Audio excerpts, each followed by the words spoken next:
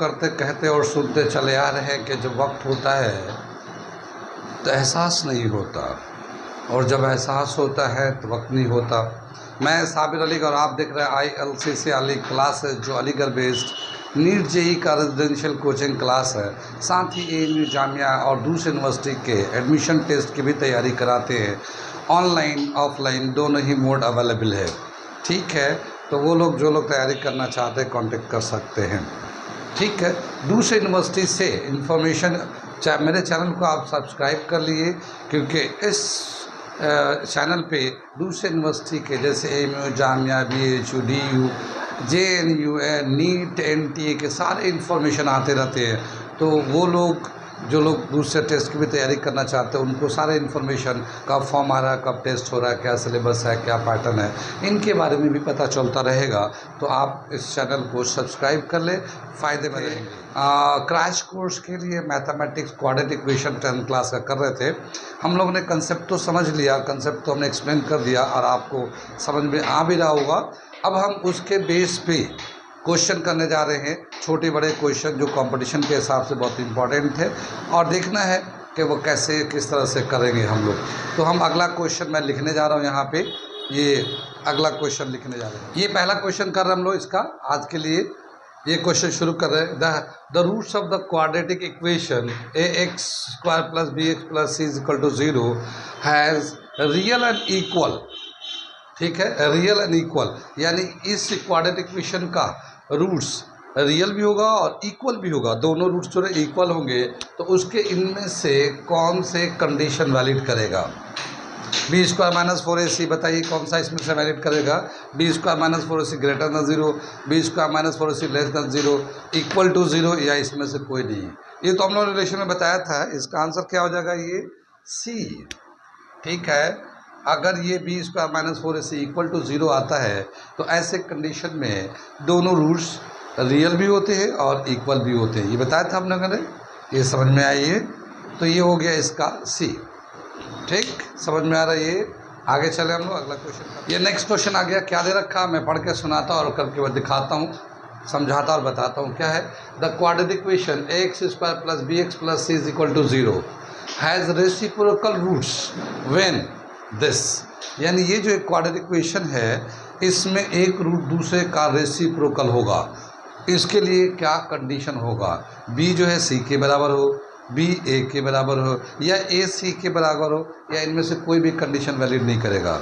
ठीक है, इसका आंसर कोई बताएगा? आप लोग गैस करिए।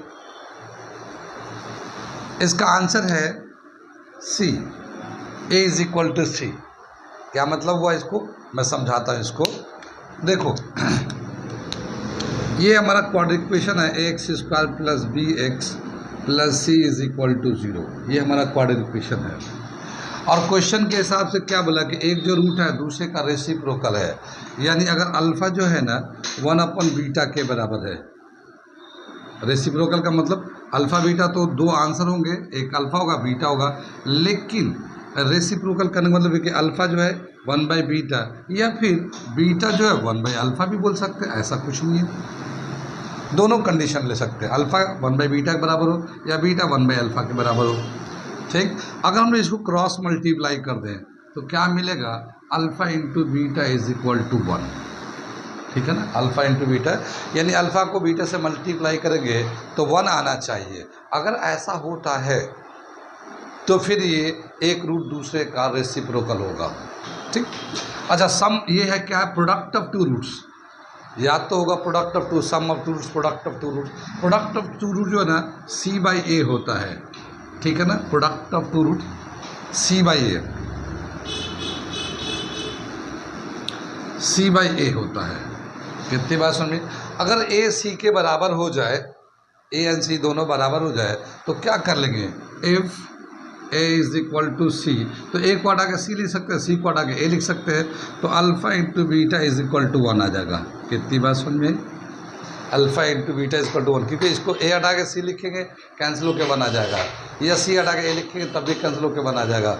तो अल्फ़ा × बीटा 1 आ जाएगा। कब? जब a और c दोनों बराबर होंगे तब। और जब ये दोनों 1 के बराबर होंगे तो एक रूट दूसरे का रेसिप्रोकल होगा। कितनी बात समझ में? तो उस तरह से ये आंसर हो गया A is equal to C।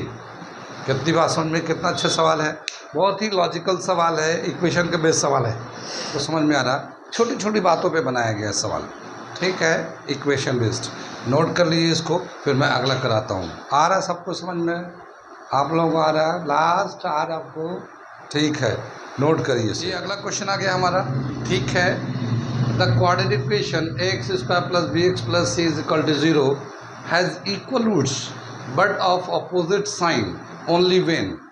यानी वो कौन सा कंडीशन होगा जिस वक्त इस क्वाड्रेटिक इक्वेशन का रूट्स तो सेम होंगे मगर अपोजिट होंगे, एक प्लस में होगा तो एक माइनस में होगा, दोनों एक दूसरे के अपोजिट होंगे। तो इनमें कौन सा कंडीशन होना चाहिए? A 0 होना चाहिए, B 0 होना चाहिए, C 0 होना चाहिए, या फिर A 0 B 0 दोनों जो ऐसा होना चाहिए। ठीक है, इसका आंसर किसी को आता है? कोई बताएगा इसमें? खुद से गेस करिए। दो आंसर हो, दोनों एक दूसरे का अपोजिट साइन में हो। ठीक है, इसका आंसर है बी। बी का मतलब यहाँ B इज इक्वल टू 0 होना चाहिए। अब मैं इसको समझाता हूँ, दिखाता हूँ कैसे है। ये क्या दे रखा है? ये एक क्वाड्रेटिक इक्वेशन है ax square plus bx plus c is equal to 0। अगर हम लोग b को 0 कर लेते हैं, if b is equal to 0, तो ये 0 हो जाएगा, तो ये आ जाएगा ax square plus c is equal to 0। ठीक है, ये इस तरह से वैल्यू आ जाएगा। और इसके बाद ये ax square is equal to minus C में आ जाएगा, x square is equal to minus C by A आ जाएगा। Minus C by A plus C by A depend करता है यहाँ पे। अब क्या है कि अगर मान लो ये x स्क्वायर इसका स्क्वायर हटाएंगे तो ये रूट में आ जाएगा माइनस सी बाई ए। यहाँ पे जब रूट लेंगे तो ये प्लस माइनस लगाते हैं। जब भी कभी किसी नंबर पे रूट लगाते हैं तो हम लोग प्लस माइनस लगाते हैं। जैसे मान लो x square is equal to 16 है, ठीक है, तो x का वैल्यू क्या होगा? प्लस माइनस रूट 16 ऐसे करते हैं। प्लस भी लेते हैं, माइनस भी लेते हैं। और 16 का रूट जब लेंगे हम लोग तो प्लस माइनस 4 आ जाएगा। ठीक है, इस तरह से आंसर लिखते हैं। यानी सेम आंसर है 4, मगर एक बार प्लस में एक बार माइनस में है, एक बार तो ये अपोजिट साइन में है। ठीक है, सेम वैल्यू है, इक्वल है, पर अपोजिट साइन में है। वही चीज़ यहाँ पे किया गया है कि x का वैल्यू निकालेंगे हम लोग तो ये माइनस सी बाई ये तो वैल्यू होगा, माइनस सी जो है वैल्यू होगा। और ज़रूरी नहीं कि यहाँ माइनस में होगा, वो प्लस में होगा, वो ऐसा भी हो सकता है। कंडीशन हमें बताना है, ठीक है, वो वैल्यू क्या आएगा क्या नहीं आएगा। लेकिन एक जनरल कंडीशन में क्या होता है कि अगर b का वैल्यू 0 होता है तो दो आंसर आएंगे, दोनों इक्वल होंगे और अपोजिट होंगे, जैसे मैंने यहाँ पे कराया है। ऐसा क्यों होता है? ये प्लस में माइनस में क्यों होते हैं? क्योंकि +4 का स्क्वायर 16 और -4 का स्क्वायर तो भी 16। तो 16 जो है, जैसे ये +4 का स्क्वायर 16 -4 का स्क्वायर 16। अब ये जो 16 है इसे देखकर ये नहीं कह सकते कि ये प्लस का या माइनस का है। तो जब भी कभी हम लोग रूट लेते हैं तो प्लस माइनस लगाते ही लगाते हैं। ये तो सीखा ही होगा, जानते होंगे। तो उस कंडीशन के हिसाब से ये वाला कंडीशन वैलिड कर रहा है कि अगर दोनों आंसर जो है सेम आ रहा है, अपोजिट साइन का है, तो ऐसे कंडीशन में b 0 होना चाहिए। आ रहा समझ में? अगला क्वेश्चन करने जा रहा हूँ। ये थोड़ा सा अच्छे सवाल है, लॉजिक सवाल है। अगला क्वेश्चन, ये अगला क्वेश्चन आ गया हमारा। ये अगला क्वेश्चन कर रहे हैं हम लोग। क्या दे रखा है? इफ़ 3 माइनस रूट बी है, b is a root of a quadratic equation px square plus qx plus r is equal to 0 where b is not a perfect square. ये जो ना b जो ना परफेक्ट स्क्वायर नहीं है। Perfect square होता है तो वो रूट से बाहर आ जाता है। जैसे मान लो b 9 होता है तो रूट लेते तो 3 हो जाता है, 16 होता है रूट लेते 4 हो जाता है। ऐसा ये परफेक्ट स्क्वायर नहीं है, ये इरेशनल नंबर है, तो ये ऐसे ही रहेगा, ये रूट के अंदर ही रहेगा। तो उसका मतलब ये हुआ।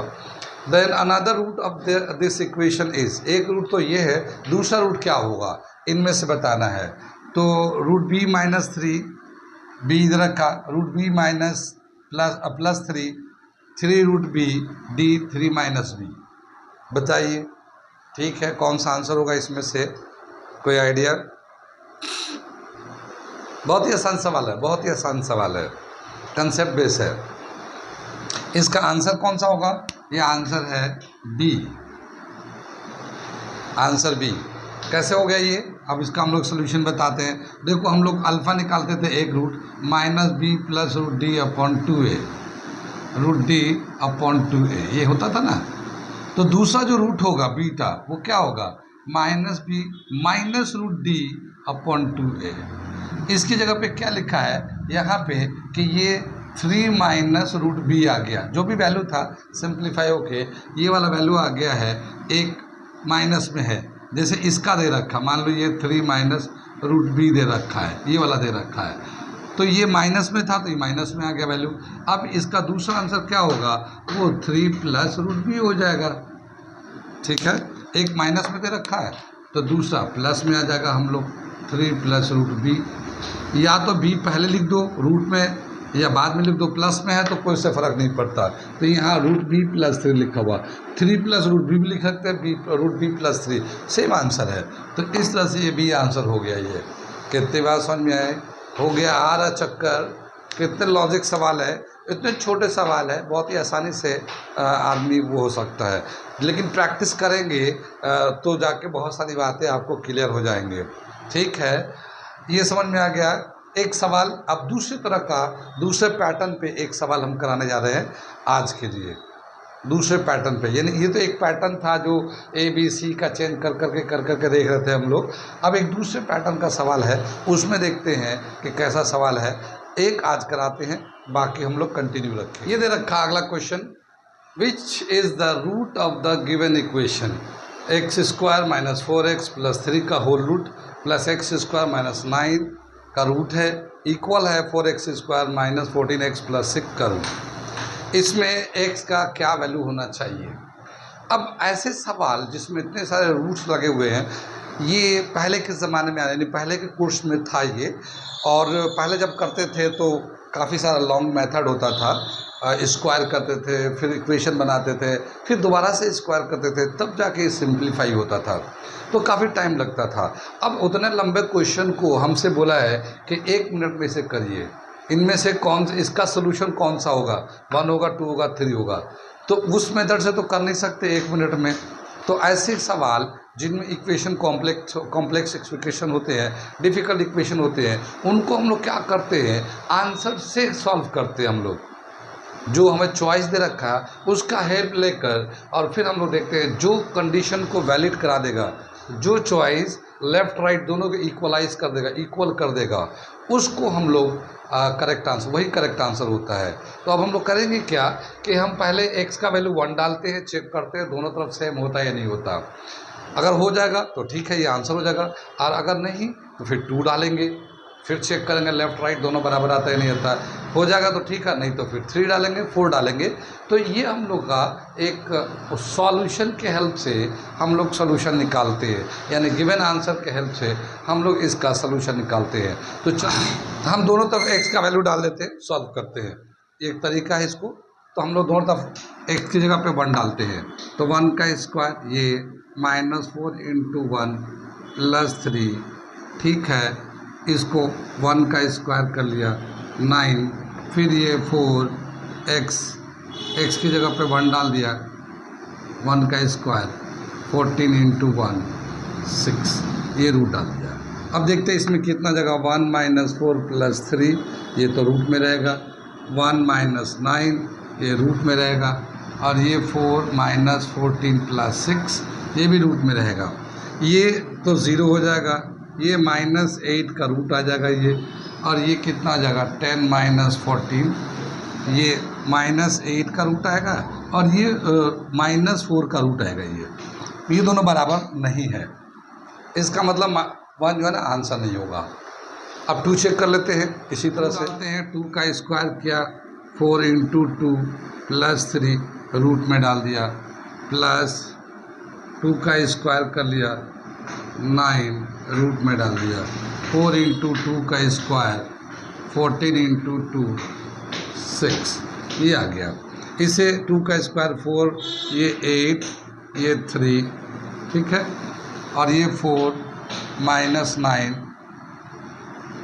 और ये 4 का स्क्वायर 2 का स्क्वायर 4 16 -28 + 6, ठीक है।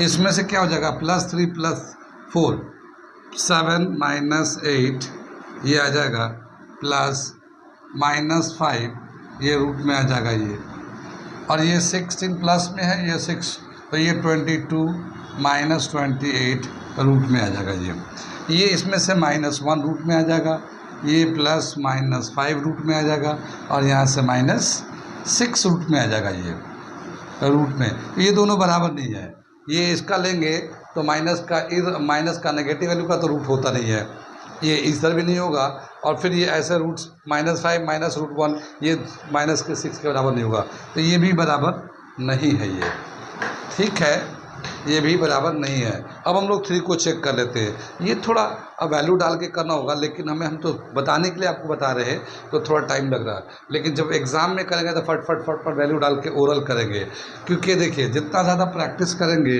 उतना ज़्यादा ही आपका फास्ट कैलकुलेशन होगा, और जितना ज़्यादा फास्ट कैलकुलेशन होगा उतना टाइम की सेविंग होगी। तो practice make a man perfect, आप जितना प्रैक्टिस करेंगे वो करेंगे। मैं तो करके आपको दिखा रहा हूँ ये, ठीक है, कितनी बात समझ में आई। अब हम लोग 3 डालते हैं, तो यहाँ पे क्या होगा, 3 का स्क्वायर 4 × 3 प्लस 3 ये रूट में डाल देते हैं, प्लस 3 का स्क्वायर ये 9 है, ये रूट में डाल दिया, यहाँ 4 × 3 का स्क्वायर -14 × 3 6 ये हमारा आ गया। ये 3 का स्क्वायर 9 है, ये -12 है, ये 3 है, ये आ जाएगा, ये 3 का स्क्वायर 9 - 9 हो जाएगा, ये 3 का स्क्वायर 9 36, और 4 3 जा 14 3 जा 42 6, ठीक है ना, इस पर भी रूट डाल दिया। ये देखो 9 + 3 12 -12, और ये तो 0 हो गया, ये प्लस 0 हो गया 9 में से 9, और ये 36 + 6 42 - 42 ये भी रूट में है, तो ये भी 0 आ गया, ये भी 0 आ गया, और ये भी 0 आ गया, तो ये दोनों हम लोग बराबर कर सकते हैं। तो क्या समझ में आया है कि यहाँ पे इसका जो आंसर होगा C होगा, C मतलब 3, x का वैल्यू 3 जो है वैलिड कर रहा है, सब तरफ 0 कर दे रहा है इसको, ठीक है ना, LHS और RHS दोनों वैल्यू से 3 आ जाता है, 4 आएगा ही नहीं, ज़्यादा 3 जब आंसर आ गया तो 4 आएगा नहीं। क्या समझ में आया कि अब जो हम कुछ क्वेश्चन करेंगे अगले क्लास में वो इसी तरह का एक कॉम्प्लिकेट इक्वेशन होगा, उसके चॉइस भी रहेंगे, हमें चॉइस के हेल्प से बताना है कि इसमें से कौन सा करेक्ट आंसर है, ठीक है। और हम लोग हिट एंड ट्रायल मेथड, यानी इसको चेक करो, इसको चेक करो, इसको चेक करो करेंगे। अगर हम लोग मेथड से करेंगे तो काफ़ी टाइम लग जाएगा, मेथड से करेंगे तो काफ़ी टाइम लग जाएगा, तो हम ऐसे ही क्वेश्चन को करके दिखाने की कोशिश आज यहीं पे रहने देते, कल नेक्स्ट क्लास में हम लोग कंटिन्यू करेंगे इसको।